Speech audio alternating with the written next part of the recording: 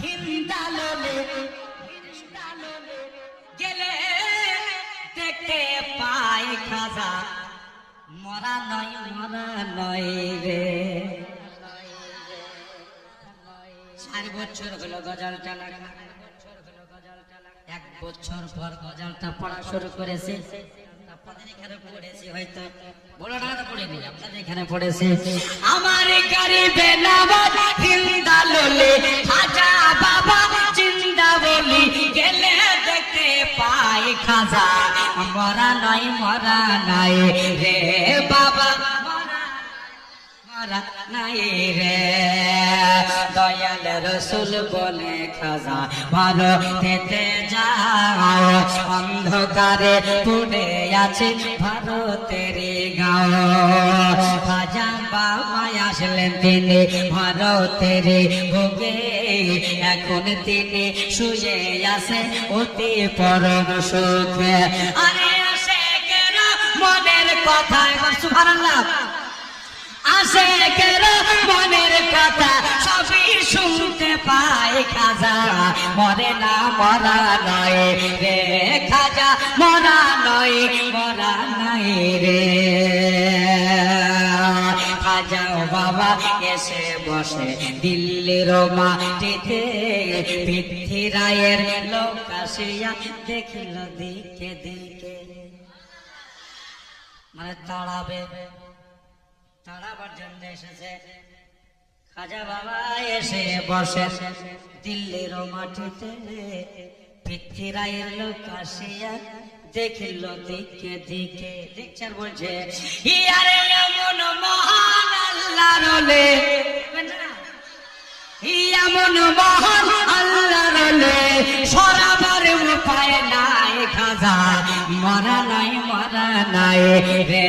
বলেন মরা নাই রে, চলে মরা নাই রে। এবার দিল্লি থেকে আজমেরেতে দয়াল বাবা যায়, পৃথিবীর লোকে খাজা বাবাকে পানি দিল নাই। খাজা বাবা বলে বন্ধ আমার জন্য পানি, আজ আজমেরেতে পানির জন্য লাগবে টানা টানে। আজমেরেতে পানির জন্য লাগবে টানা টানে। আমার খাজা বাবার লোটার ভেতর থাকান খাজা বাবার লোটার ভেতর সাগরের পানি এসে যায় খাজা মরা নাই রে বাবা মরা নাই। বলেন জোরে জোরে মরা নাই খাজা মরা নাই রে। এইটুকু লোটা দেয় যখন পানি ঢুকে গেল খাজা বাবারে এই কারামাত ছড়িয়ে যে গেল।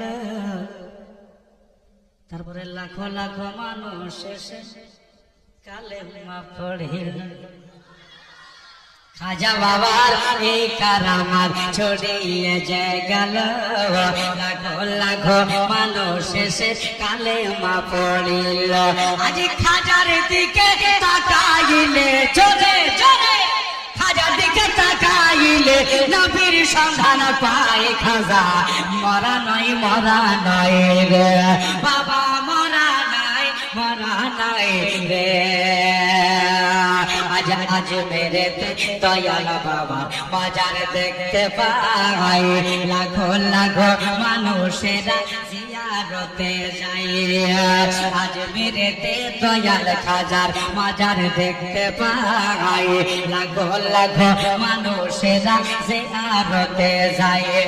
আর দিনের চেরাগ তুমি বাবা, দিনের চেরাগ তুমি বাবা, তোমার মনে দেখতে পাই খাজা মরা নাই রে।